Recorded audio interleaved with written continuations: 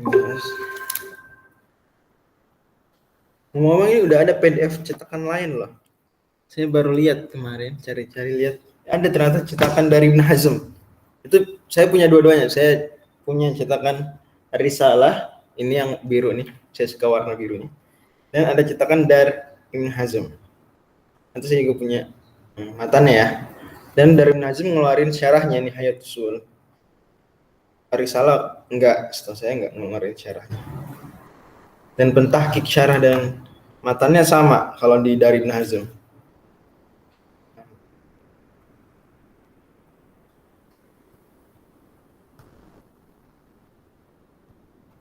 Oke, terakhir kita bahas wa tardidu fi aqsamil mahdudi la fil had itu ya. Betul. Oke. Bismillahirrahmanirrahim. Silakan dibaca.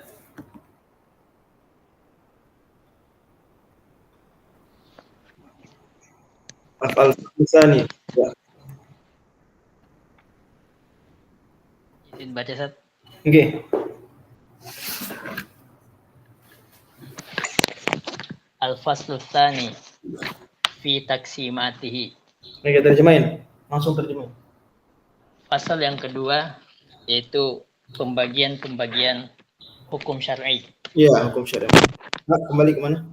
Hukum syar'i. Ya, terus. Al-awwalu al-khitabu in iqtadal wujuda wa man an-naqidi fawjubun. Wa in lam yamna Terjemahin dulu. Oh, yang pertama adalah titah asy-syari'. Khitab. Ya, jikalau menuntut adanya perbuatan hukum, Iya, adanya menuntut adanya puasa, menuntut adanya sholat. Ya, menuntut adanya sholat dan melarang lawan dari tidak ada dari ibadah itu. Melarang nggak sholat, melarang nggak puasa. Nggak sholat, maka dia disebut dengan wujub. Wujub, oke. Kalau dia tidak melarang adanya tidak sholat dan tidak puasa, maka nadbun. Sunnah. Wa inik tadot tarka wa man an-nakidi fahurmatun wa illa fakarohatun. Kalau dia menuntut adanya tidak puasa dan tidak puasa dong. Bukan menuntut untuk tidak melakukan sesuatu, meninggalkan zina. Tidak mencuri, saya tidak mencuri. Meninggalkan zina, tidak berzina, tidak mencuri. Dan melarang melakukan perbuatan tersebut, ya, maka itu adalah haram. Kalau tidak, maka karohah. Dan jikalau titah itu tidak kedua-duanya, memberikan pilihan. Ya, memberikan pilihan, maka ibahah. Ya. Oke, bagus. Barakallahu fiik. Cukup jelas ya ini. Lanjut. Jadi ini pembagiannya harap diingat baik-baik nih. Ya, al-khitab ini tadul wujud wa man an-naqidi fawjud. Wa illam yamna. Wa illam yamna ini dia hanya tadul wujud tapi tidak yamna naqid gitu ya. Oke. Dia hanya apa? Iqtadul wujud tapi lam yamna'in naqido. Oke, berarti dia minta supaya puasa Senin Kemis, tapi nggak melarang dari nggak puasa Senin Kemis, gitu ya. Atau tadi apa? Misalnya lagi, apa contoh sunnah? Sholat witir. Sholat rawatib. Sholat witir. Ya, sholat rawatib. Itu iqtadul wujud, tapi lam yamna'in naqid.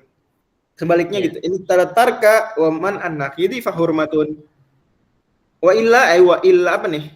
Wa illam yamna'in naqido gitu ya. Fakarohatun. Oke, cukup jelas insyaallah. Apa contohnya? Coba.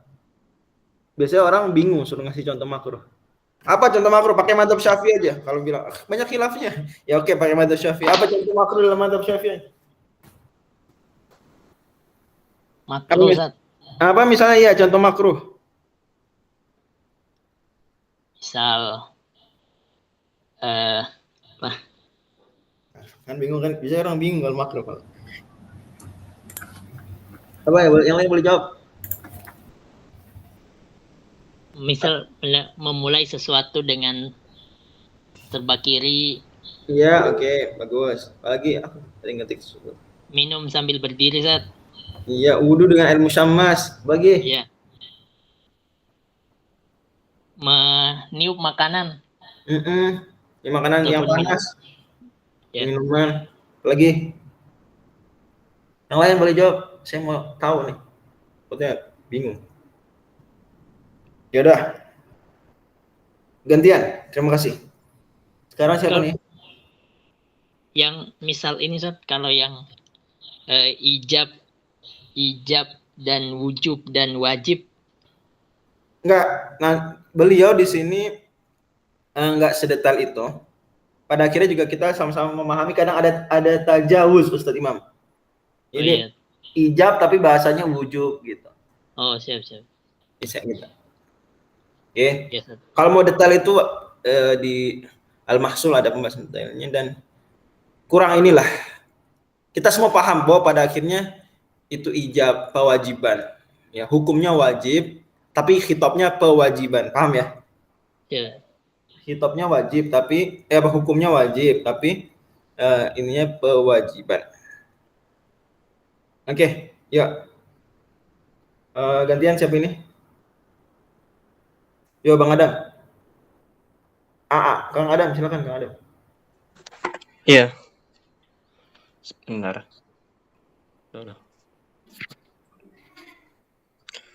Wa yursamul wajibu bi annahu allazi yudhammu syar'an tarikuhu qasdan mutlaqan.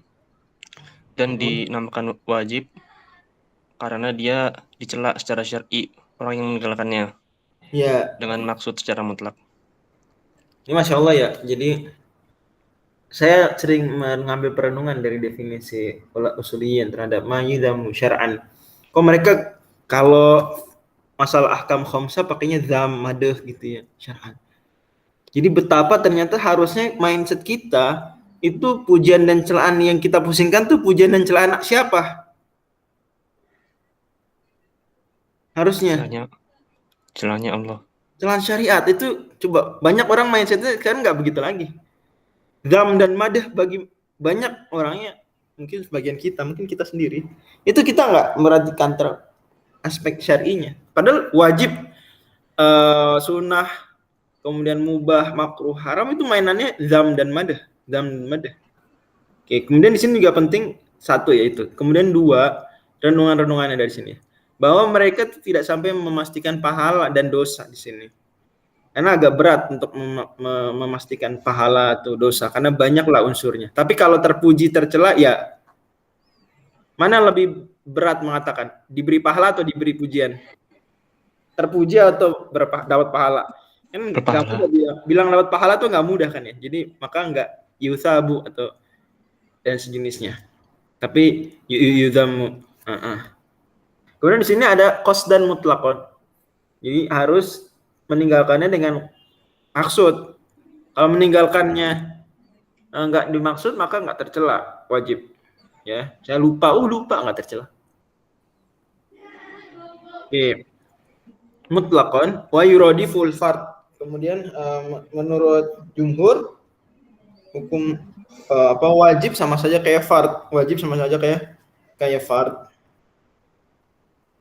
Oke. Terus waqalatil hanafiyatu al-fardu ma sabata biqat'i wal wajibu bi dhanni. Gimana tuh? Dan menurut Hanafiyah bahwasanya fardu itu adalah istilah untuk sesuatu yang tetap dengan qat'i. Iya, dan wajib itu dengan dhanni. Apa dalil qat'i? Misalnya contoh dalil qat'i apa? Dalil yang syar'i dan hadis mutawatir. Ayat Quran apalagi? Hadis mutawatir itu ya. Ijma qat'i. Oke, itu menurut Hanafiyah. Oke, maqal Hanafiyah al-fardu ma thabata bi qat'in wal wajibu bi dhanniyin. Adapun wajib maka pakai dhanni. Contohnya apa dalil dhanni berarti? Hadis ahad. Tapi ini semua dhanni yang sifatnya dhanni tsubut. Sebetulnya di sini qat'i dan dhanninya masuk juga dhanni dalalah dan qat'i dalalah. Oke, berarti yang apa maksudnya qat'i dalalah, dhanni dalalah itu gimana maksudnya, Bang? Contohnya qat'i dalalah itu ya misalkan apa ya, yang am gitu ya kalau nggak salah Hanafi itu. Qat'i dalalah misalnya yang sudah satu tafsiran para ulama. Dhoni dalalah yang ulama aja beda pendapat. Nah, itu maka nggak bisa hal-hal yang beda pendapat dikatakan fard. Dia paling-paling mentok dikatakan apa? Wajib. Di sini ada kata-kata mutlak kan? Cara mutlak. Berarti kalau meninggalkan yang nggak mutlak itu tidak bertentangan dengan kewajiban. Misalnya jamak takhir. Berarti dia meninggalkan sholat zuhur dong pada waktunya, betul nggak? Iya. Tapi nggak meninggalkan mutlakon. Dia meninggalkan apa? Mutlakon, cuma meninggalkan di waktunya dengan niat apa? Dikerjakan nanti. Nah, dikerjakan nanti. Atau misalnya nggak usah keluar waktu lah. Diajak, yuk sholat yuk, ntar dulu deh jam 2 siang sholat zuhur ya. Diajak jam 12 diajak sholat. Ntar dulu masih ada lab. Ya dia nggak dosa lah, iya nggak? Kamu meninggalkan kewajiban, nggak dosa kan? Baru dosa kalau apa? Tarik qasdan mutlak. Ya. Atau fardunya fardu kifayah, gitu. Ya sholat jenazah enggak? Tapi yang ngerjain lain banyak, dosa nggak dia? Enggak ya. Jadi ini penting, mutlakon di sini penting. Oke, jadi kata-kata mutlakon itu berlaku bagi wajib yang muasa dan berlaku bagi wajib yang kifai. Oke, saya ulang lagi. Berlaku bagi wajib yang muasa dan wajib yang kifai. Jelas? Itu istilah mutlakon. Wal mandubu terusin dulu. Oh ya, sebentar. Kenapa di sini pakai wayursam? Apa maksudnya wayursam? Ini pendefinisian secara rosam dengan menyebutkan konsekuensinya. Nah, jadi definisi itu bisa dengan 3 cara. Apa aja? Had. Oke, had definisi beneran. Terus? Yang kedua rosam. Apa lagi? Ketiga tidak tahu.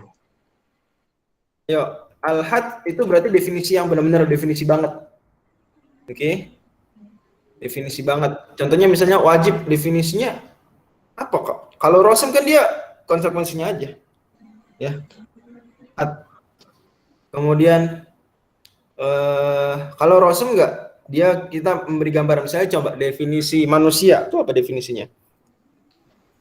Misalnya hayawanun natik, itu hadnya, hayawan natik. Tapi kalau rosam, manusia tuh dihilangin misalnya apa? Unsur natiknya diganti, dia hayawanun dohik misalnya. Hayawanun apa? Dohik. Jadi kita ngasih gambaran aja, nggak definisi akuratnya, nggak had. Karena beberapa hal susah dikasih definisi akurat. Susah dikasih definisi akurat. Kemudian rosam, kemudian yang ketiga misal. Misalnya kita definisi dengan memberikan misal. Apa itu wajib? Ya sholat 5 waktu, gitu ya. Jadi bisa had, bisa rosam, bisa misal. Istilahnya kalau di Rodo tuh apa ya? Sebentar, di Rodo tuh ada istilahnya. Dan kita dalam kehidupan sehari-hari boleh-boleh saja mendefinisikan sesuatu dengan 3 atau salah satu dari 3 tadi. Boleh kita mendefinisikan sebetulnya, misalnya ditanya apa itu kota Depok? Apa misalnya, Bang Jabar yang lahir dan besar di kota Depok? Apa itu kota Depok? Anda jelasannya gimana? Kota satelitnya Jakarta, Ustaz. Oke, itu kota di selatan Jakarta. Apa itu had? Itu enggak? Bukan had sih. Pasti enggak itu. Rosemnya berarti. Nah, hanya kita gambaran saja. Memberikan gambaran, tidak sampai betul-betul itulah Depok definisi yang ilmiah, enggak lah, selatan Jakarta. Gitu. Oke. Ya kalau istilahnya di Raudhul Nadir, had itu bisa hakiki, rosmi dan lafzi. Had itu bisa apa? Hakiki, rosmi dan lafzi, itu tadi. Kalau had hakiki itu definisi yang benar-benar akurat. Ya. biasanya definisi sesuatu ilmu tuh kita harus usul fikih kemarin. Itu definisi apa tuh usul fikih itu kemarin? Definisi hakiki. Tapi kalau apa itu usul fikih? Usul fikih ya ilmu yang menerangkan kita cara memperoleh hukum fikih. Itu definisi apa tuh kira-kira? Had yang masuk kategori had rosmi. Had apa? Rosmi. Tapi kalau usul fikih, apa tuh usul fikih? Ya usul fikih ya pembahasan amr, pembahasan nahi, pembahasan umum khusus. Itu berarti definisinya apa? Hadnya had lafzi. Had lafzi. Oke, had lafzi biasanya kita kasih contoh aja. Apa itu Depok? Ya Depok pokoknya ya yang ada BJ-nya, yang ada UI-nya gitu. Oke, paham ya? Makanya di sini wayur samu pada akhirnya definisinya bukan had. Kalau di ilmu mantik ada had, ada rosm. Ada had, ada rosm. Nanti had ada had tam, ada had nakis. Rosm juga sama, ada rosm tam, ada rosm nakis. Kalau lafzi yang disebut oleh Ibnu Qudamah lafzi tadi itu dengan muradif ya, dengan muradif. Apa itu ilmu? Apa misalnya ilmu yang ada dua nama? Ilmu fawasil. Apa itu ilmu fawasil? Ilmu fawasil adalah ilmu adil ai. Itu lafzi, al-haddul lafzi kalau di istilahnya di Raudhun Nadhir. Ini kok jadi bawa-bawa Raudhun Nadhir. Ya karena saya dulu belajar itu sih. Ya, di Al-Mustasfa gitu. Kalau di ilmu mantiq tabdil lafzin bi lafzin ashhar. Tabdil lafzin bi lafzin ashhara. Oke, tabdil lafzin bi lafzin ashhara. Oke. Itu barangkali penjelasan kenapa pakai istilah wayursam. Lanjut lagi. Wal mandubu ma yuhmadu fa'iduhu wa la yuzammu tarikuhu wa yusamma sunnah wa nafilah. Ya. Gimana tuh? Terjemahnya adalah yang dipuji pelakunya tapi tidak dicela orang yang meninggalkannya. Dinamakan juga sunnah dan nafilah. Ya, sama sunnatan wa nafilatan. Nanti ada ulama yang membedakan seperti Al-Baghawi membedakan antara sunnah dan mandub dan nafilah. Oke, tapi kalau secara umum ulama Ibn Syafi'iyah menyamakan wa nadbu wa sunnatu wa tatawu'u wal mustahabbu ba'duna qad nawwa'u. Ya terus. Wal haramu ma yuzammu syar'an fa'iluhu. Ya, gimana tuh? Dan haram adalah yang dicela secara syar'i pelakunya. Oke, terus. Wal makruhu ma yumdahu tarikuhu wa la yuzammu fa'iluhu. Dan makruh yang dipuji pelakunya dan tidak dicela orang yang dipuji orang yang meninggalkannya dan tidak dicela pelakunya. Ya. Wal mubahu ma la yata'allaqu bi fi'lihi wa tarkihi madhun wa lazam. Dan mubah adalah sesuatu yang tidak berhubungan dengan pujian atau celaan. Terus. Udah habis. Oke. Gantian habis ini siapa?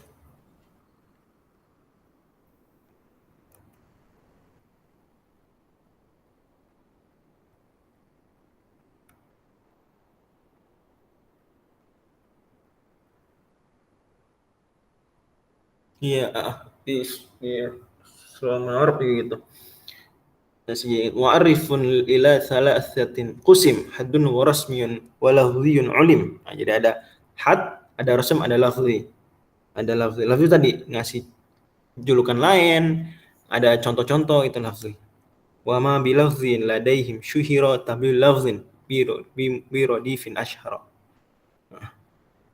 Jadi definisi ada 3, ada had atau istilah di buku lainnya had hakiki, kemudian ada rasm atau had rasmi, ada had lafzi, ada had lafzi. Had lafzi tadi dia nggak se-clear had rasm atau had rasmi, tapi juga nggak se-clear had rasmi, apalagi sampai had hakiki. Dia cuma ngasih nama lain. Apa itu Kota Depok, Kota Blimbing gitu.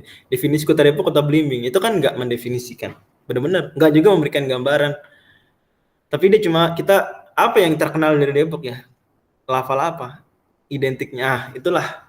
Jadi itu lafzi. 3-tiganya bisa menjelaskan istilahnya mu'arifat. Tapi yang paling bisa menjelaskan banget yang mana? Had. Nah, kerjaan yang manatiqah itu tuh yang di antara tugas utama mereka itu mencari hak, mendefinisikan apa itu kebahagiaan, apa itu ya terpengaruh tentu saja efek-efek dari ilmu falsafah, walaupun dua ini ilmu yang berbeda. Mantik itu lebih sederhana dan dia memang pada akhirnya pola berpikir normal manusia. Tapi manusia kan ketika mendefinisikan sesuatu tidak harus dengan had hakiki. Nggak selalu, mereka cukup dengan had rosmi atau bahkan dengan had lafzi. Bahkan dengan had lafzi kita sudah saya definisikan apa itu UI, apa UI ya. Bingung kita. Ya, kampus di Depok. Itu kampus negeri Depok. Kampus negeri Depok. Bukan definisi had hakiki.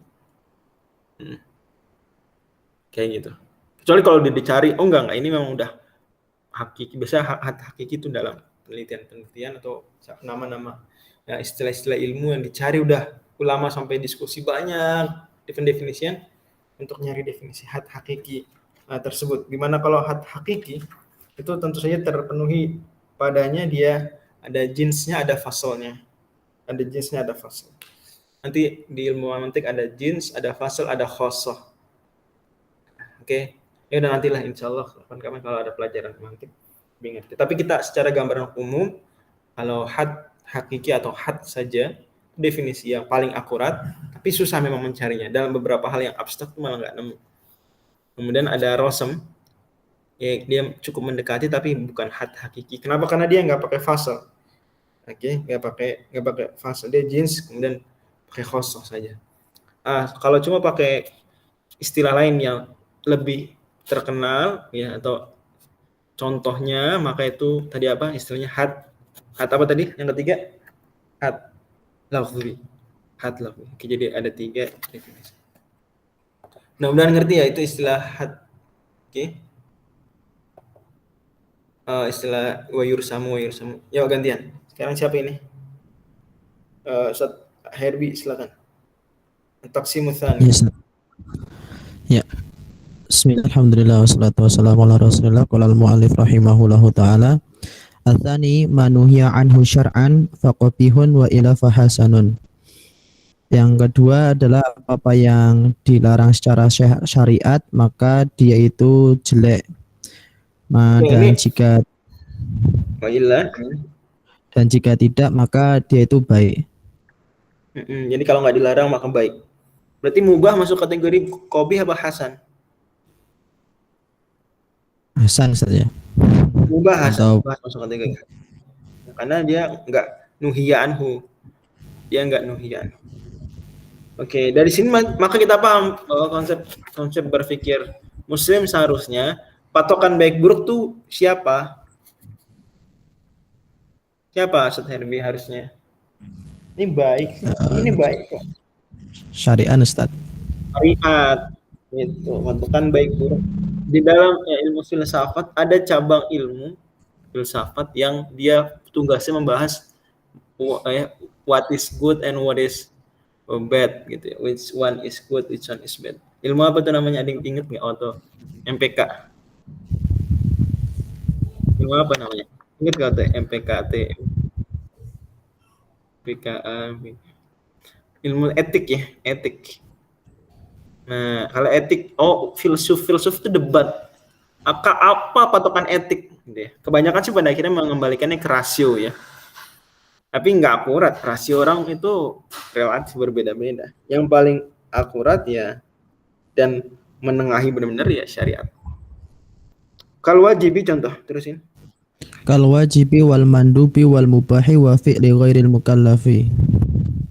Fi'il ghairil mukallafi masuk kategori hasan. Kenapa masuk kategori hasan? Ini kalau anak kecil, ngapain anak kecil? Ngapain lah melakukan sesuatu atau ghairil mukallaf? Kenapa nggak qabih? Kenapa hasan?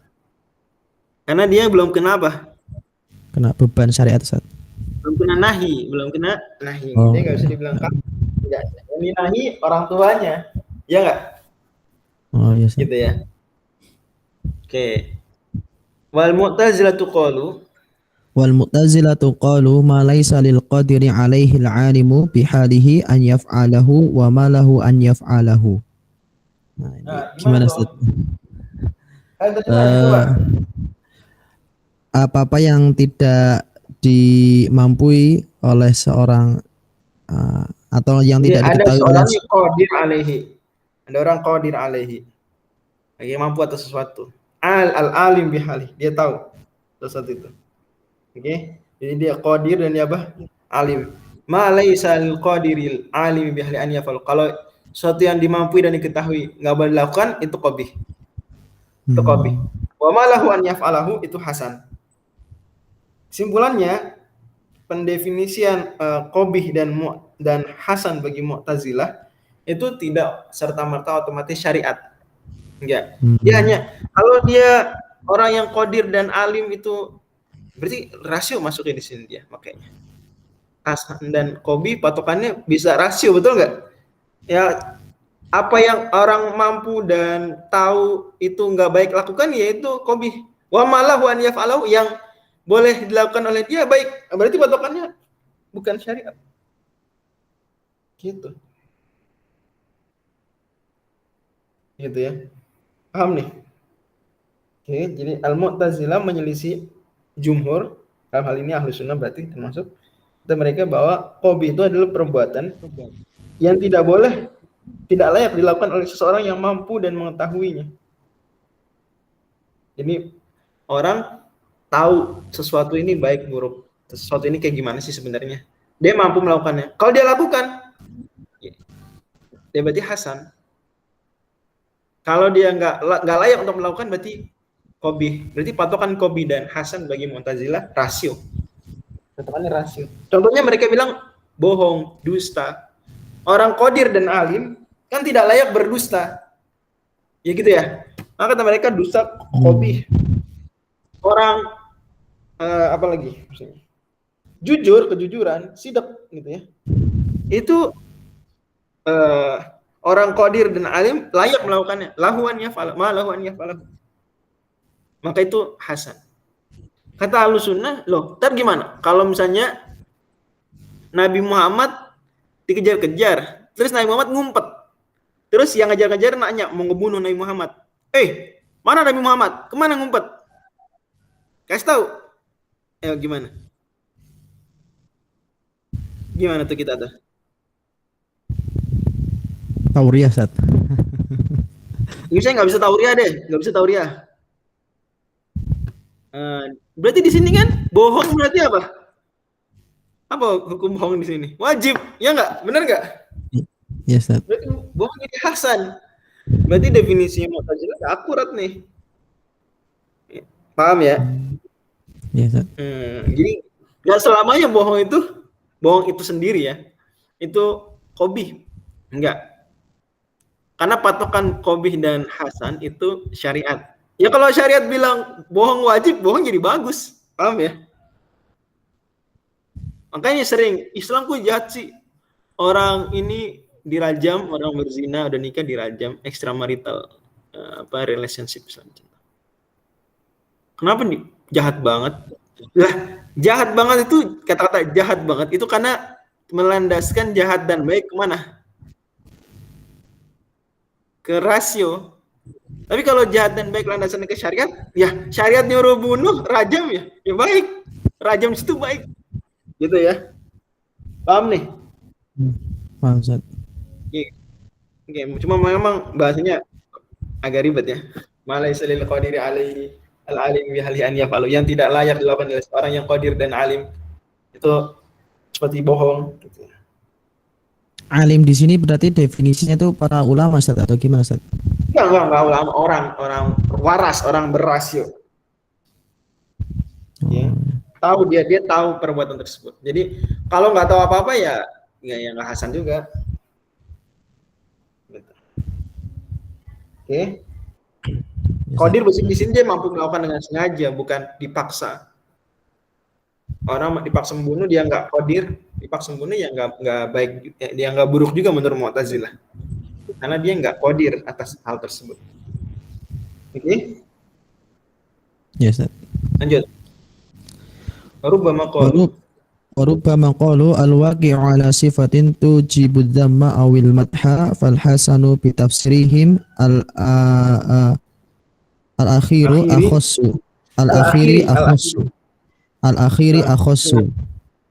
iya, itu komentar Al-Qadhi Al-Baydawi. Kata Imam Al-Baydawi, wa rubbama qalu, bisa jadi ada juga Mu'tazilah mengatakan definisi lain, ungkapan lain mereka bahwa qabih itu al-waqi'u ala sifatin tujibud dzamma. Itu perbuatan yang karakter itu tercela. Tuh lagi-lagi mereka makanya nggak syariat, makanya apa? Ya rasio atau budaya atau feeling gitu ya.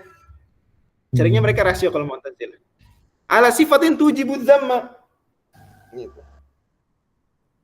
Berarti ya gitu. Tanpa memperhitungkan syariat.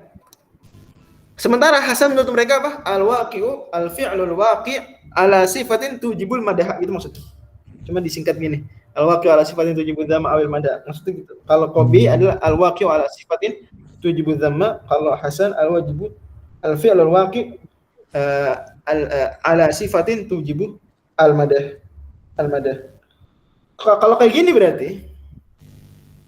berarti hanya yang Qabi menurut mereka itu kalau sifatnya itu tercela. Jadi anak kecil goir mukallaf atau kalau melakukan sesuatu salah, bagi mereka Qabi juga. Kalau menurut Al-Sunnah nggak Qabi. Kenapa menurut mereka Qabi? Karena itu pada akhirnya apa? Tercela, perbuatan yang tercela. Kalau menurut kita nggak tercela, karena belum dilarang sama syariat. Belum dilarang sama syariat. Kata Al-Qadhi Al-Baydawi, fal Hasan wa bi tafsirihimul akhir. Berarti Hasan, oke, menurut definisi terakhir mereka itu lebih khusus. Lebih khusus. Karena nggak masuk di situ mubah. Karena nggak masuk di situ mubah. Ingat nggak mubah definisinya apa di matan ini? Sebelumnya lihat. Ma la yata'allaqu bi fi'li wa tarkihi matan wal adam. Nah, berarti mubah itu nggak ada madah, nggak ada zam. Mubah nggak ada madah, nggak ada zam. Oke? Masuk nggak berarti mubah itu menurut Mu'tazilah Hasan atau Qabih? Masuk nggak? Nggak masuk. Makanya kata Al-Qadhi Al-Baydawi berarti apa? Berarti apa? Tafsiran mereka tentang Qabih dan Hasan, lebih tepatnya di sini Hasan. Tafsiran mereka terhadap Hasan lebih apa? Lebih akhwas. Jelas nggak nih maksudnya? Jelas ya kata-kata Al-Qadhi Al-Baydawi. Kenapa Al-Qadhi Al-Baydawi nggak merespon, nggak membantah definisi Mu'tazilah? Biasanya membantah, di sini cuekin. Tapi ini udah sebenarnya kalau ngelihat polanya begini sebenarnya beliau nggak setuju. Beliau nggak setuju. Karena jelas bahwa patokan dari tadi syariat, hukumnya hukum syar'i, kok di sini tiba-tiba dia bawa Hasan Qabih, bawa syariat. Terus juga dari kata-kata beliau fal Hasan bi tafsirimul akhiri akhasu, itu juga sindiran sebetulnya. Seolah-olah Al-Qadhi Al-Baydawi itu bilang berarti definisi mereka nggak mencakup apa? Konsep Hasan Qabih mereka nggak mencakup perkara mubah. Bagi mereka mubah itu ya nggak Hasan dan nggak Qabih. Aneh, sementara mubah itu hukum syar'i. Oke, itu sebetulnya sebuah sindiran, sebuah bantah, cuma halus. Gantian. Ustaz Miftah silakan.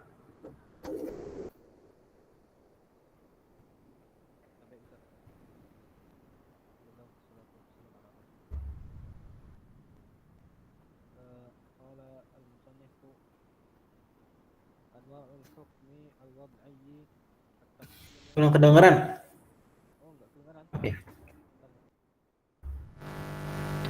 Kalau sekarang udah jelas. Oke, ya bisa. Ya.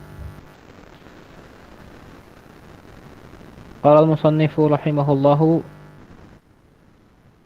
anwa'ul hukmi al-wad'i. At-taqsim ats-tsalitsu.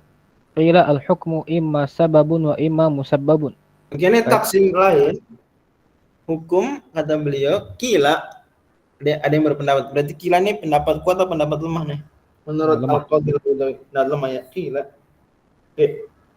Ini taksim ketiga ya. Silakan. Ya, ada yang mengatakan hukum itu bisa jadi sebab dan bisa jadi musabbab. Kaja'li zina sababan liijabil jildi 'ala zani. seperti menjadikan Jaldi, zina jildi. Ijabil jaldi. kaja'li zina sababan liijabil jaldi 'ala zani. Seperti menjadikan zina sebagai sebab untuk mewajibkan hukuman jilid kepada pezina. Mencambuk ya. Terus. Ya. Fa in urida bisababiyyati Ini bantahan. Ini bantahan dari Al-Qadil Baidi. Kata Al-Qadil Baidi, ada sebagian ulama membagi hukum jadi dua, sabab dan musabab. Oke, zina sabab, jald itu apa berarti? Musabab. Qatl itu apa? Qatl amad itu apa? Al-qatl amad Sabab. itu sabab. Apa musababnya? Qisas. Qisas. Kayak gitu ya. Ada sabab, ada musabab. Al-Qadil Baidawi komentari. Fa in urida bisababiyati al-ilamu. Fahakkun, jika diinginkan dengan sababiyah ini adalah i'lam, Hanya memberitahu saja bahwa ini adalah pemberitahuan hukum, maka benar. Wa Seolah-olah tasmiyatuha seolah-olah Allah bilang i'lam ya, seolah-olah Allah bilang gini. Kalau kalian lihat ada orang berzina, maksudnya udah memenuhi syarat untuk, maka rajamlah. Maka cambuklah. Berarti tanda zina itu tanda untuk mencambuk. mendapatkan. Oke. Terus. Wa tasmiyatuha hukman bahthun lafdhiyun. Iya. Maka debat kita, perbedaan kita menamai ini disebut hukum atau enggak, itu bahthun lafzi. Kalau gitu ya cuma apa? khilaf lafzi. Khilaf lafzi ya, beda istilah aja. Kamu bilang itu sabab, saya nggak bilang itu sabab. Oke. Jadi sabab ini apa maksudnya? Kalau sabab maksudnya tanda bahwa kalau ada ini maka akan itu, oke, tanda saja. Oh, maka itu ya, oke, paham. Tapi wa in urida bihi. Wa in urida at-ta'tsiru fabatilun. Tapi kalau dimaksudkan sabab di sini adalah sabab mu'assir, sabab yang dengannya menghasilkan, membuat apa? Jalat, maka batil. Kenapa kok batil? Ya, terus. Li'anna al-haditha la yu'athiru fil qadimi. Karena sesuatu yang hadis, apa sesuatu yang hadis di sini? Zina. La yu'athiru fil qadimi, dalam memberikan efek taksir terhadap hukum. Hukum Allah apa? Qadim. Kan udah disebut. Hukum tuh kitabullah. Kalamullah qadim. Maka Anda di sini maksudnya apa nih? Bilang sebab maksudnya apa? Zina sebab dari jald. Maksudnya apa? Kalau maksudnya cuma tanda saja, oke. Setiap ada zina, akramakumullah, sallallahu alaihi itu tanda bahwa habis itu ada hukum Allah yang qadim untuk mewajibkan apa? Jald. Tapi itu alamah, i'lam saja. Tapi kalau taksir bahwa setiap ada zina, maka dia menghasilkan, mentaksir kewajiban, menghasilkan hukum, kewajiban jalad, enggak bisa. Kenapa? Karena zina hadis, hukum kewajiban jalad qadim. Nah, paham ya? Jadi zina. Nih, memang nih salah satu diskusi serunya di pembahasan kalau ini masuk nih ilmu kalam masuk ilmu ushul fikih di sini di antaranya. Ya, adalah tentang konsep sababiyah. Konsep sababiyah, bisa nggak kita menyebut ini adalah sabab ini? Apa maksudnya? Gitu. Apakah dia sebagai taksir atau alamah saja? Taksir atau alamah. Oke, di sini saya nggak mengundang kita setuju atau nggak setuju. Kita sedang mempelajari kitab Minhajul Ushul. Prinsip saya dari awal, kalau misalnya ada hal-hal yang kurang disetujui dari tarjihnya Al-Qadhi Al-Baidawi, ya itu disimpan dulu aja. Tapi di majelis ini demikian, Al-Qadhi Al-Baidawi tidak menyetujui istilah sabab, kecuali kalau dimaknai dengan dia i'lam saja, alamah. Tapi kalau tak mu'assir, enggak. Dan ini terkenal ya, konsep mutakalimin begitu. Gimana? Bagi mereka, apakah nar itu sabab ihraq? Nar itu tidak bisa, makhluk tidak bisa memberi taksir pada makhluk. Iya, nar bukan sabab ihraq kan gitu, betul ya? Benar enggak? Konsep mutakalimin, nar laisat sababan lil ihraq. Gitu. Kenapa? Karena makhluk nggak bisa, dia nggak mu'assir. Tapi kalau nar alamah lil ihraq, iya. Bahwa kalau ada api ngebakar sesuatu, ya apa maksudnya ada di sesuatu, yaitu tanda bahwa habis itu Allah apa? bahwa Allah Membakar. menakdirkan menciptakan ihram. Benar. Gitu ya. Paham ya? Pahamin dulu ya kita. Setuju gak setuju urusan lain. Tapi begitu. Kalau saya nanya beberapa ulama, memang konsep mu'athir menurut mutakalimin itu beda dari konsep mu'athir menurut pakar fisika. Beda. Jadi itu sebenarnya kalau saya pikir, sebenarnya ada titik temunya. Cuma menerangkan prosesnya itu loh, paham ya? Terus menjelaskan makna taksirnya itu apa gitu ya. Kadang-kadang harus ada yang muter, ada yang simple, walaupun pada akhirnya maksudnya sama. Cuman demikian, mereka bilang kalau maksudnya sabab di sini adalah mu'athir, nggak bisa, batil. Kenapa? Li'anal haditha la yu'athiru fil qadim. Itu alasan pertama. Yang kedua, Wali'annahu mabniyun ala anna lil fi'li jihatin tujibul husna wal qubha wa huwa batilun. Alasan kedua, kenapa nggak bisa disebut sabab di sini sabab taksir, sabab mu'athir? Karena kalau kita mengatakan sesuatu ini mu'athir, berarti kita seolah-olah mengatakan bahwa perbuatan itu sendiri sudah mengandung husn dan qubah. Bahwa perbuatan itu sendiri sudah mengandung apa? Husn dan qubah. Jadi qubah dan husn itu dari si perbuatannya sendiri. Merupakan taksir dari zina itu sendiri. Jadi seolah zina memberikan taksir husn jalat. Zina apa berarti? Memberikan taksir husn apa? Jalat. Ala zani. Pertanyaannya sesuai dengan konsep yang rajih, konsep yang benar menurut jumhur ulama. Apa benar kayak gitu? Bahwa yang memberikan taksir husnnya jalat itu adalah zina. Harusnya syariat. Nah, syari. Oke. Paham ya? Jadi batil dari dua sisi. Yang pertama, karena zina hadis, gimana zina hadis memberikan taksir terhadap hukum, di mana hukum adalah kitabullah qadim. Hadis berarti enggak la yu'athir fil qadim. Paham ya? Yang kedua, karena konsep berpikir seperti itu, begitu sama saja berarti Anda berpikir bahwa mabniun ala anna lil fi'l jihatin, bahwa fi'il itu sendiri punya perbuatan itu sendiri, ya punya karakter tujibul husna wal qubah. Dia sendiri mengandung baik dan buruk. Coba saya tanya, dusta itu andai enggak ada syariat, baik atau buruk? Nggak bisa ngomong kita.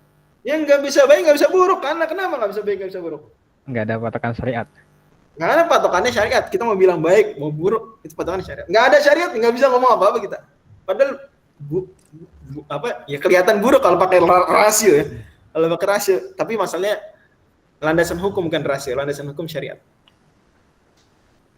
Paham ya teman-teman sekalian? Paham nih? Insyaallah. Oke, silakan Ustaz Zuhroni. As-sihhatu wal fasad wal butlan.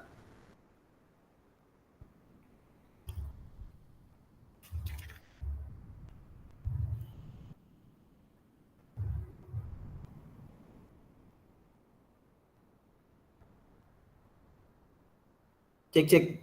Gimana Ustaz Zuhroni? Tidak bisa. Oke, belum bisa nyimak. Baik. Nggak apa-apa, skip ya. Bang Jabar, silakan.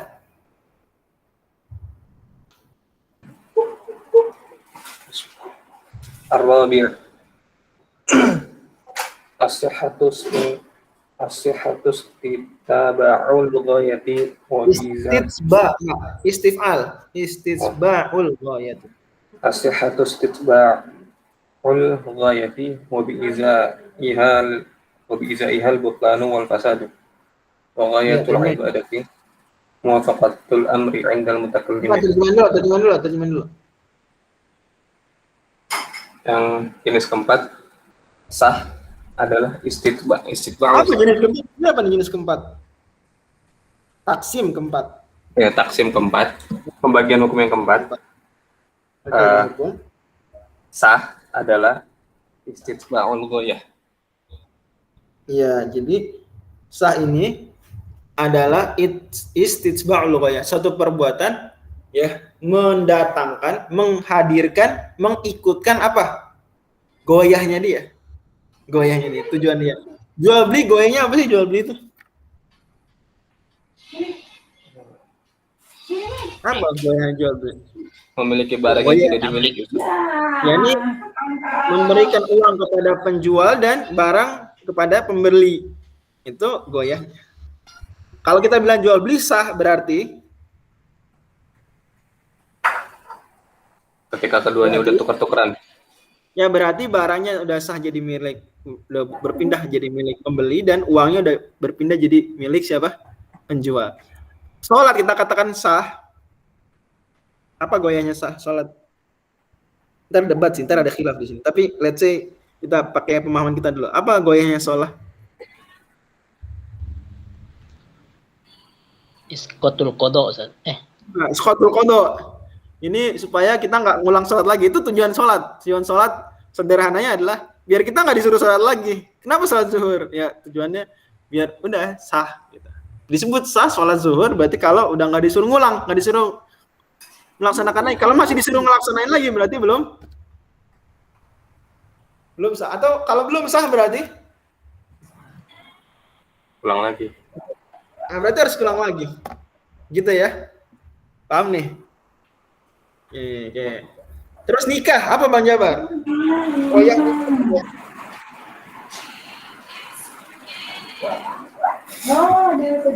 gue yang sederhana dulu aja, misalnya yang abstrak. Apa goyah dasar, goyah paling asasiahnya nikah itu apa? Menghalalkan Ya, watak, Ustaz. Iya, hilul wata, hilul zauj li zaujah atau bil aks gitu ya. Berarti kalau nikahnya nggak sah, berarti boleh nggak halal nggak jadinya? Enggak. Nggak halal ya, kayak gitu dan seterusnya. Jadi as-sihhatu definisinya istidra'ul ghoyah. Terus wa bi izaihal butuh wa fasad. Dan dengan ketiadaannya sah. Nggak, iza artinya di seberangnya. Iza itu artinya apa? Di seberang. Di seberangnya ada apa? Ada batil dan fasad. Munfasad. Ini lawannya sihah. Oke, nah sekarang lanjut. Ghayatul ibadah. Ghayatul ibadati muwafaqatul amri 'indal mutakallimin wa suqutul qada'i 'indal fuqaha. Ini khilaf lagi antara usuliyin yang mutakallimin, usuliyin yang fuqaha. Apa ghayatul ibadah menurut mutakallimin? Ghayatul ibadah apa? Muwafaqatul amr. Sesuai melakukan sesuatu sesuai perintah. Ya udah gitu. Kalau menurut fuqaha enggak, baru sah itu kapan? Ghayatul ibadahnya kalau udah sukutul qada. Enggak wajib qada lagi. Efeknya apa? Buah dari khilaf ini. Fasolatu man dhanna annahu mutatahhirun sahihatun 'ala al-awwal la 'ala tsani. Nah, berarti kalau ada orang sholat mengira dia udah bersuci, dia sah sholatnya. Menurut pendapat sholatnya. Pendapat pertama, karena udah melakukan sesuatu sesuai perintah. La ala tsani, tapi enggak. Menurut yang kedua enggak, dia enggak sah. Di sisi Allah enggak sah. Di sisi dia juga enggak sah. Kenapa? Karena dia belum menangani kodok. Dia masih dituntut untuk melakukan sholat tersebut sebenarnya. Cuma dia menduga saja bahwa dia sudah melakukan. Nanti bisa nih khilafnya masuk ke sholat faqidut tahurain. Kalau ada orang nggak ada air, nggak nemu debu, gimana sholatnya? Dia bisa wudhu atau tayamum. Nah ini masuk nih khilaf di sini, kata ulama sebutkan. Berarti kalau menurut versi pertama sah. Tapi kalau menurut satu lagi enggak, sebenarnya enggak sah. Karena kenapa? Dia masih wajib apa?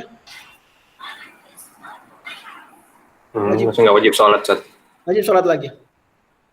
Gitu ya. Fa sholatu man dhanna annahu tahirun sahihatun 'alal awwali la 'alal tsani. Maka sebenarnya kalau orang sholat gitu dia benar-benar enggak nyadar kalau dia belum bersuci. Sampai meninggal dia enggak nyadar. Maka menurut ulama yang pertama, dia udah ya sah sholatnya. Dia mengira gitu dengan sangkaan dia muwafaqatul amri. Sesuai sudah melakukan sesuai dengan perintah. Tapi kalau menurut yang kedua belum sah. Karena belum menghilangkan qada. Oke, selesai pembahasan ini. Nanya Ustaz. Ya. Di situ muwafaqatul amrnya di mana ya, Ustaz? Maksudnya kan yang pertama dia tidak yakin, nggak jelas kondisinya. Terus kan kalau seandainya ternyata dia tadi ragu udah bersuci atau belum, terus ternyata belum, kan dia nggak ragu. Tidak muwafaq. Dia bukan ragu. Nggak, dia nggak ragu.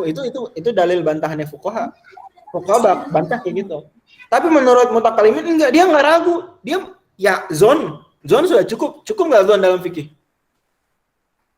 Cukup. Dia ada zon, saya sudah wudu.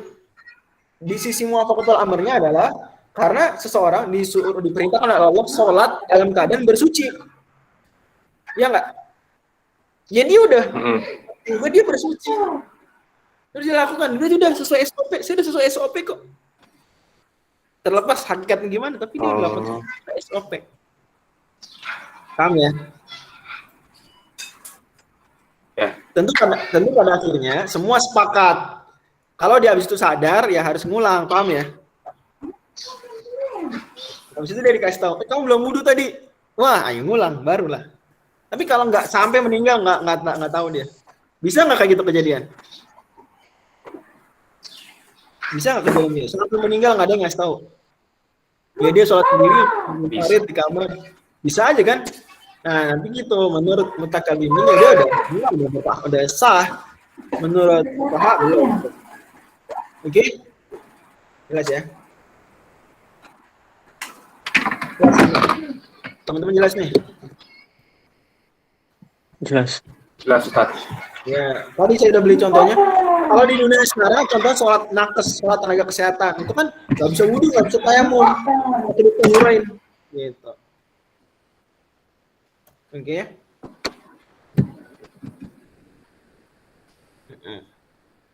Oke, lanjut. Wa Abu Hanifah tak? Wa Abu Hanifah sama malam. Ini sekarang isu baru. Ini isu baru tentang masalah apakah butlan dan fasad itu sama atau beda? Menurut jumhur sama. Maka tadi wa bi izaihal butlan wal fasad. Berarti butlan dan fasad sama. Menurut jumhur. Menurut Abu Hanifah beda. Ya gimana? Wa Abu Hanifah sama malam syar'i aslihi wa wasafahu bi aslihi wa wasfihi.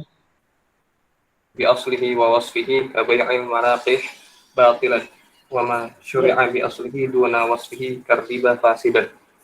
Iya, gimana? Abu Hanifah menamakan apa yang tidak disyaratkan secara asalnya dan sifatnya seperti jual beli malaki. Iya. Malaki apa? Dan tahu nggak malaki? Jual janin, Ustaz. Apa jual malaki itu? Hewan gimana? Bukan janin sih. Kita bisa bilang. Apa malaki? Bai'ul malaki. Itu apa namanya? Pejantan yang apa ya? Yang membuahi. Nah, malaki itu apa? Hewan yang membuahi. Hewan yang membuahi. Bai'ul malaki. Nggak boleh. Nggak boleh. Karena gorornya tinggi. Oke, tapi di sini kata Imam Abu Hanifah, ini nggak disyariatkan sama sekali. Secara asal nggak disyariatkan jual beli malaki yang membuahkan tadi, dan juga karakternya mengandung goror. Oke, maka dia disebut batil. Batil lebih parah daripada fasid. Batil lebih parah daripada fasid. Dan apa yang disyariatkan secara asal, tapi karakternya enggak, seperti riba berarti dia fasid. Iya. Di sini tulisannya apa sih? Kok zina sih? Riba. Masa riba? Siapa yang zina tulisannya? Kenapa tiba-tiba zina? Riba harusnya. Riba. Tuh bayangin. Riba. Bukan zina ya. Jauh banget dari malaki ke mana? Ke zina. Bukan zina tapi apa? Riba. Oke. Di sebagian buku malaki, iya benar. Malaki itu adalah fi arhamil an'am. Jadi termasuk jual beli malaki adalah jual beli janin atau jual beli habalul habalah masuk juga. Habalul habalah masuk sebetulnya jual beli malaki, tapi lebih parah lagi daripada jual beli malaki. Jual malaki. Ini al-malaki itu bisa tafsirannya ma fi arhamil an'am janin atau bai'u ma fi zuhuril fuhul yaitu jual beli mohon maaf akramakumullah sperma. Ya, jadi kambing yang membuahi atau onta membuahi itu ya, fi dhuhuril fuhul, itu malaki. Tadi saya baru sebutkan tafsir yang pertama, yang kedua tadi. Malaki itu apa tadi? Membeli bukan hewan tapi apanya? Spermanya aja, akramakumullah. Jadi supaya dibuahi. Bayar supaya dibuahi. Enggak boleh. Atau tadi termasuk bai'ul malaki adalah apa? Apa tadi? Maaf, hamil an'am. Itu janin itu sendiri. Jadi bisa ya. Malaki berarti bisa terjadi pada hewan jantan, bisa terjadi pada hewan betina. Bisa dua-duanya. Intinya dua-duanya ada goror. Nah, goror itu lam yusra' fi aslihi wa wasfihi. Jual beli dari asal memang udah nggak boleh jual beli bai'ul malaki. Tapi kalau jual beli ada ribanya, barter, jual beli tapi ada ribanya. Gimana? Itu fasid. Jadi jual beli ada ribanya fasid. Kenapa? Karena dia syuri'a bi aslihi. Disyariatkan asalnya, jual beli disyariatkan asalnya. Siapa? Jual beli ada ribanya apa? Korma dengan korma, korma dengan korma. Atau rupiah dengan rupiah. 100.000 selembar tukar dengan 96.000 recehan. Secara jual beli syuri'a bi aslihi. Tapi duna wasfi karakternya sudah ditingkatkan. Maka keriba. Ini parah banget jauh nih ke zina. Apa sih itu? Keriba ya. Oke, lanjut. Fasid dan fasid. Buahnya apa? Membedakan butlan dan fasid apa bedanya? Pada akhir.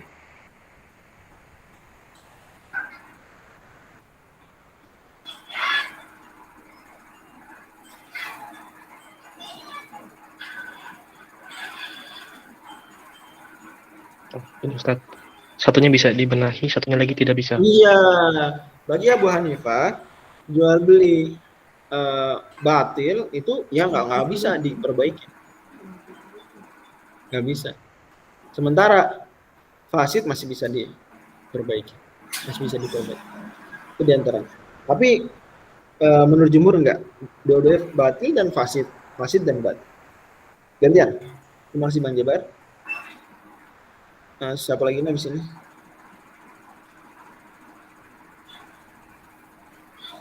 Ustaz Afif, silakan. Afifi. Bismillahirrahmanirrahim. Qala al-mu'allif rahimahullahu ta'ala wal ijza'u huwal ada'ul kafiyu li suquti ta'abbud. Kafi mati. Kafi ya mati. Wal ada'ul kafi huwal ada'ul kafi li suquti ta'abbud bihi. Ya. Adapun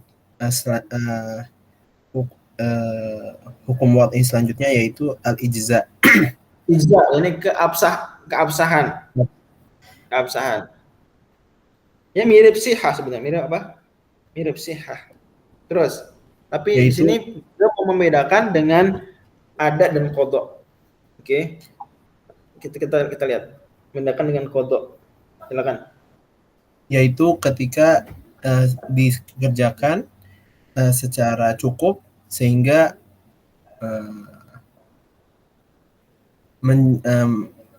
menjatuhkan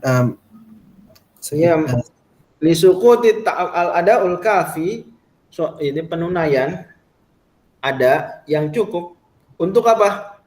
Li suquti ta'abbudi bihi, cukup untuk supaya dia tidak lagi disuruh melakukan ibadah itu. Waqila suqutul qada.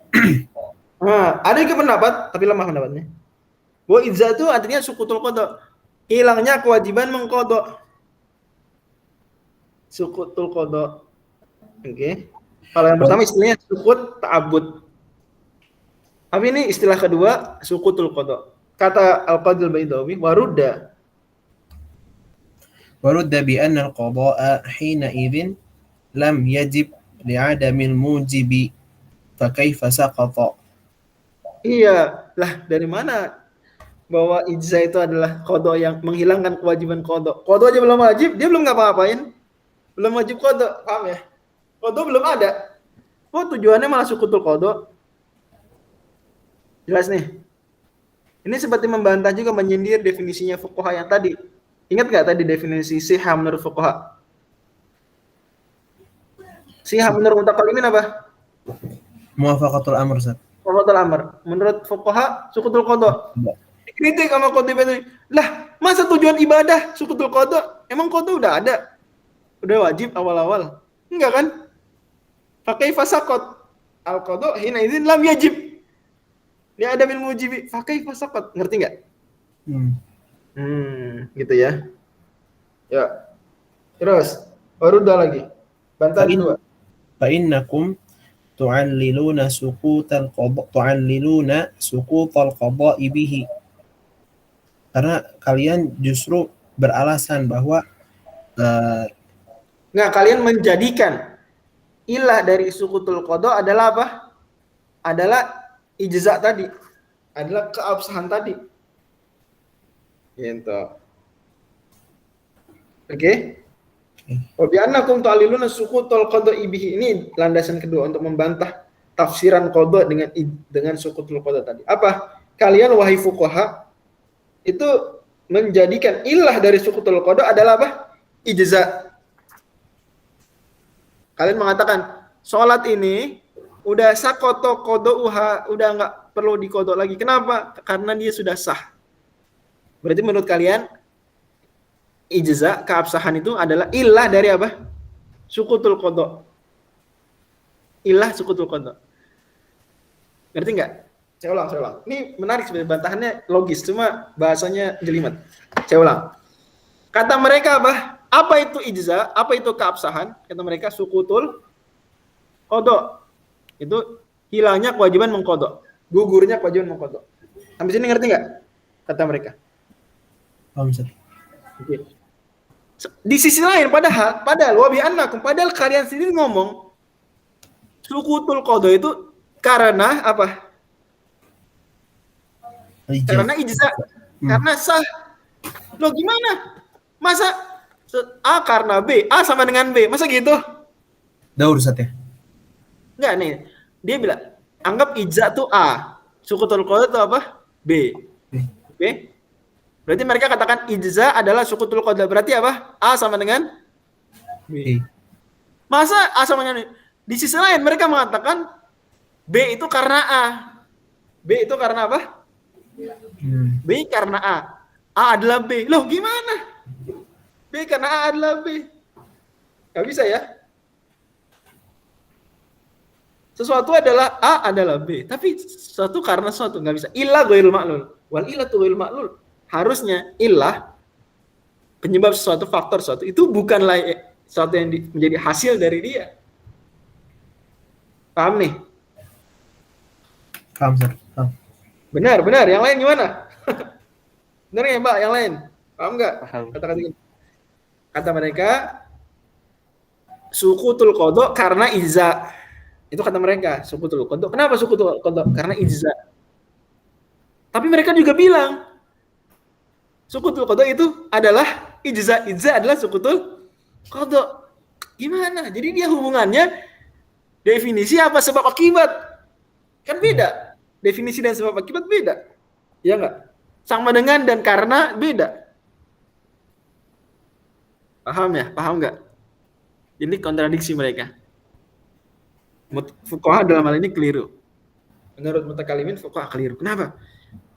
Satu, apa alasannya? Kenapa fuqaha menurut mutakallimin keliru? Yang pertama karena mereka bilang definisi ijza adalah sukutul qada. Lah, qada aja belum wajib, fa kaifa saqat?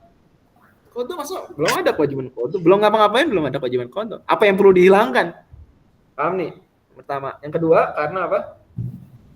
Kalian mengatakan ilahnya sukutul qada itu karena ijza. Loh gimana kalian malah mendefinisikan sukutul qada itu ijza? Di saat juga kalian mengatakan sukutul qada karena ijza. Ini wa bi annakum tu'alliluna sukutul qada bihi wal illatu ghairul ma'lul. Paham teman-teman? Satu-satu sekalian. Oke, terus Ibnu Al-Qadi, maaf ya saya dikit-dikit Ibnu Qudamah lagi. Soalnya lagi daurah Raudun Nadir saya sama anak-anak Lipia. Jadi dikit-dikit Ibnu Qudamah lagi. Maaf ya. Al-Qadi Al-Baydawi bilang, wa inna ma terusnya. Wa inna ma yusafu bihi wa bi'adamihi ma yahtamilul wajhaini. Kasalati Pembahasan baru bahwa yang disifati dengan ijza, oke, dan enggak ijza, sah dan enggak sah itu hanyalah apa? Hanyalah yang yahtamilul wajhain. Hanya yang punya dua sisi, bisa sah bisa enggak sah. Ayo wa inna ma yusufu bil ijza'i wa adamil ijza' adalah perbuatan yang yahtamilul wajhain. Yani yang bisa muta'abbad bihi, menjadi sesuatu yang sah secara ibadah, atau muta'abbad, mu'taddun bihi, yang bisa dianggap sah atau enggak sah, ghairu mu'taddin bihi. Seperti apa misalnya sholat bisa enggak sah dan enggak sah? Bisa. Sholat bisa. Lal ma'rifatu atau lal ma'rifati ya, karena kas sholati. Lal ma'rifati billahi. Tapi tidak demikian halnya ma'rifatullah. Kenapa ma'rifatullah kok nggak bisa disifati ijza dan gair mujzi? Kenapa? Mujzi dan gair mujzi. Li'annahu la yahtamil wajhain, Zat. Iya, karena la yahtamil wajhain, karena nggak ada ceritanya ma'rifatullah yang nggak sah. Ya berarti dia nggak ma'rifah. Ma'rifatullah nggak sah.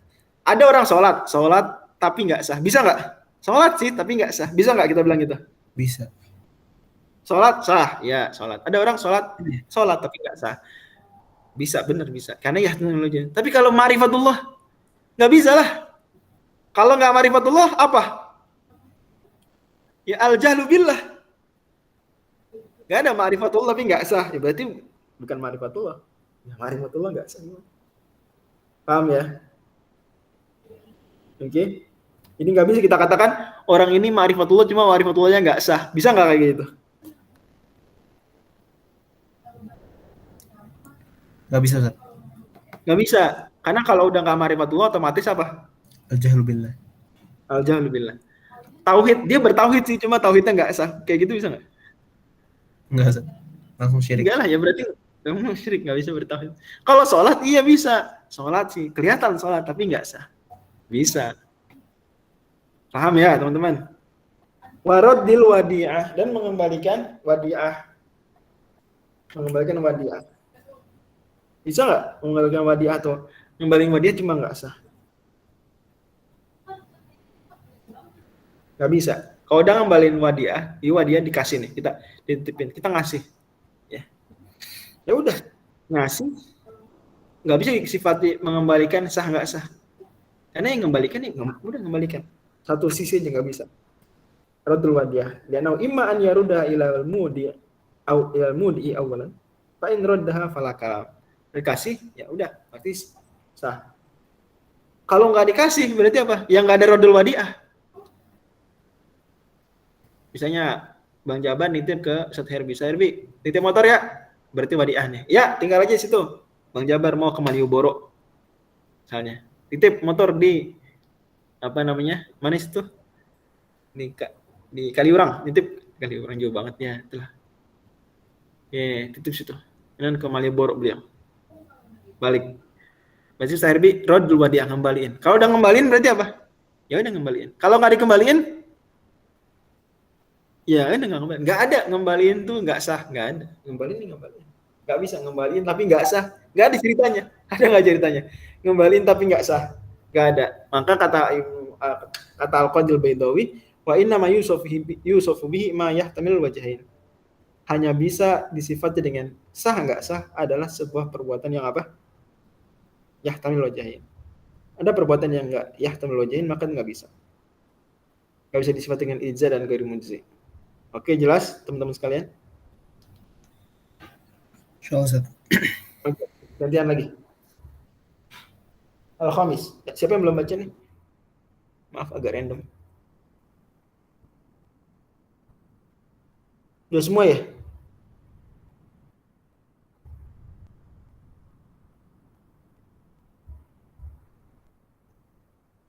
Oke, Ustaz Imam izin duluan. Oke, nggak apa-apa. Cukup barangkali ya teman-teman. Dan harap bersabar, mungkin karena tidak semenarik pelajaran takhrijul furu'ul usul ya. Tapi ini bahasan-bahasan besar ini. bahasan-bahasan besar, bahasan-bahasan penting, mengajak kita berpikir lebih dalam, ya. Dan di antara menyemangati, saya sering menyemangati teman-teman adalah ini sebenarnya Muqarrar Al-Azhar S1. Jadi kalau saya sih bilang ke teman-teman di Arab Saudi, kita kalau nggak ngerti Minhajul Ushul ya kita berarti kalah sama anak-anak Al-Azhar. Berarti Anda ada yang mereka tahu, Anda nggak tahu. Dan itu sebetulnya suatu kekurangan yang itu akan mengganggu pada akhirnya konsep berpikir. Jadi kalau kita ngelihat orang Al-Azhar mikirnya gini, kita nggak paham pola berpikir mereka, ya mungkin karena kita nggak pernah pelajari apa yang mereka pelajari. Gitu. Kalau Imam Ghazali sebelum bantah falasifah, beliau belajar dulu filsafat. Ini ya. Imam Syekhul Islam Taimiyah gitu juga, sebelum bantah lawan-lawannya belajari. Bahkan beliau ngajar kitab Al-Arba'in fi Usuluddin Ar-Razi. Beliau sebelum bantah Ar-Razi ya, dalam daerah Ta'arud, beliau sendiri ngajar kitab Al-Arba'in fi Usuluddin Ar-Razi, diceritakan oleh Imam Ibnu Adil Hadi. Beliau bilang saya diajari kitab Al-Arba'in fi Usuluddin Ar-Razi. Ibnu Taimiyah ngajar kitabnya Ar-Razi, Al-Arba'in fi Usuluddin. Itu buku luar biasa sih, mantap banget sih. Luar biasa. Ya isinya adalah kebanyakannya debat antara Asy'ariyah dan Mu'tazilah. Ya, Asy'ari dan tentu dalam banyak hal tersebut sama Hanabilah sejalan dengan Asy'ariyah. Mu'tazilah dan banyak hal. Jadi Minhajul Ushul ini adalah buku ushul fikih penting. Pada akhirnya mungkin di dalamnya sudah banyak sekali bercampur ilmu kalam. Ada banyak sekali bahasan-bahasan yang mungkin tidak terlalu berkaitan langsung dengan fikih. Banyak khilaf-khilaf itu, tapi pada akhirnya sudah demikianlah usul fikih terbentuk, dan kita alhamdulillah sudah belajar banyak tentang takhrijul furu'ul usul, tahulah bahwa ini hukum fikihnya ini hukum fikih ini kita coba kembali ke konsep-konsep teori-teori lagi ya, kembali ke abstrak lagi, tidak seril sekonkret kemarin, ini kembali mengabstrak ya. Dan memang kayak gini pada akhirnya usul fikih mutakalim itu lebih seringnya abstrak ya daripada konkret. Tapi jangan diremehkan, banyak faedahnya. Seperti tadi misalnya, apa faedahnya? Tentang konsep sihah itu apa? Sihah itu apa? Kemudian bagaimana definisi dari wajib, definisi yang sifatnya rosem. Itu luar biasa. Kelebihan memang teori usul fikihnya mutakalimin itu adalah detail dan kokoh, karena dia dibangun di atas landasan berpikiran dalam dan perdebatan. Jadi otomatis sangat kokoh. Tidak sederhana. Kalau fuqaha mungkin ya dia konkret, tapi dalam tataran teori tidak begitu dalam dan kokoh. Tidak begitu dalam dan kokoh. Lihat bagaimana tadi mereka mendefinisikan ijza adalah sukutul qada. Ternyata itu logical fallacy. Itu logical fallacy ternyata. Al-ijza huwa sukutul qada. Gimana? Logical fallacy-nya karena mereka sendiri di saat yang sama mengatakan kenapa sukutul qada? Karena ijza. Loh, apa itu ijza? Sukutul qada. Apa itu istilahnya dalam logical fallacy dalam ilmu mantik? Apa istilahnya? Daur ya. Daur. Kenapa? Apa itu? Iza itu sukutul qada. Kenapa sukutul qada? Muter-muter. Nggak bisa. Padahal coba. Terus bagaimana mutakalimin bantah fuqaha? Apa definisi apa? Ijza adalah sukutul qada. Loh, kodonya mana? Emang dari awal udah wajib qada sampai dikatakan sukut. Nah, itu kan mengajak kita, wah benar juga. Iya. Kemudian konsep hasan dan qabih, tahsin dan takbih. Dan konsep tahsin dan takbih ini itu Syekh Sulaiman An-Najran, pakar usul fikih Qasim. Itu saya belajar dengan beliau Qasidus Syariah. Beliau pakarnya banget. Saya langsung tanya konsep tahsin dan takbih. Ada pertemuan khusus juga. Beliau bilang bahwa 20% pembahasan usul fikih itu dibangun di atas tahsin wa takbih. 20% tahsin. Jadi itu masalah besar. Ya, yang patokan hasan dan qabih itu apa? Ya. Memang dalam hal ini kita harus tahu juga bahwa Syekhul Islam Taimiyah dalam hal ini tidak begitu setuju dengan kebanyakan Hanabilah, kebanyakan Salafiyah yang begitu setuju. Dalam hal ini Hanabilah setuju dengan Asy'ariyah bahwa hasan dan qabih murni syariat. Mu'tazilah enggak akal. Maturidiyah somehow Ibnu Taimiyah itu sebenarnya kayak mirip Maturidiyah. Maka tadi saya bilang kalau seandainya ya setuju silakan, tapi kita sedang belajar Minhajul Ushul. Begitu. Itu juga konsep tadi sabab. sabab, konsep sababiyah itu juga konsep besar, isu-isu besar. Dia bahasan ilmu kalam tapi masuk ke usul fikih. Memang sih pada akhirnya banyak tajawuz. Mutakalimin sedebat-debatnya mereka tentang sabab, tentang ilah, tentang apa, pada akhirnya ketika kias ya mereka satu lajur, nggak beda jalurnya, gitu ya. Cuma beda cara menganalisisnya aja, beda cara membahasakannya, beda cara menjelaskan alur rincinya. Seperti tadi misalnya api membakar. Apa benar? Nar itu sabab lil ihraq. Kalau menurut mutakallimin kebanyakannya enggak, nar laisat sabab lil ihraq. Terus gimana terbakar? Ya udah, adanya api itu tanda saja bahwa Allah membakar. Bahwa biasanya Allah membakar, tapi tidak selalu. Bukan api itu penyebab terbakar, enggak. Ada api, Allah membakar. Ihraq berarti fi'lullah. Api enggak ada. Kalau yang lain bilang enggak, api itu apa? Dia memuasir fi nafsiha. Dia membakar. Oh, berarti ada khalik selain Allah? Enggak lah. Itu api dibikin, bisa mentaksir gitu, ya dibikin oleh Allah. Allah jadikan, Allah berikan dalam tanda kutip hak kepada api, kemampuan pada api untuk membakar. Paham ya? Itu caranya berpikirnya. Urusan lebih rojih yang mana? Ya kembali pada silakan teman-teman pilih. Kalau kita sedang belajar manhajul usul, konsep berpikirnya enggak bahwa api laisat sababan lil ihraq. Api laisat sababan lil ihraq. Api hanya alamatun lil ihraq. Ya. Paham ya? Jadi hadasal ihraqu binar. Apa hadasal ihraqu ma'an nar? Indan nar. Ya, kalau menurut jumhur mutakallimin, hadasal ihraqu indan nar. Kalau menurut sebagian yang lain, hadasal ihraqu binar. Paham bedanya enggak? Indahu dan bihi, paham ya bedanya? Hadasal ihraqu indahu dan hadasal ihraqu bi. Oke, demikian. Subhanakallahumma wa bihamdika asyhadu an la ilaha illa anta astaghfiruka wa atubu ilaik. Mudah-mudahan semakin penasaran, semakin merasa tidak tahu, semakin merasa nggak ngerti apa-apa, jadi lebih tawadhu dan lebih semangat belajarnya. Karena bisa belajar dengan semangat keingintahuan lebih dahsyat. Assalamualaikum warahmatullahi wabarakatuh. Waalaikumsalam warahmatullahi wabarakatuh. Jazakallahu khairan. Wassalamualaikum warahmatullahi wabarakatuh.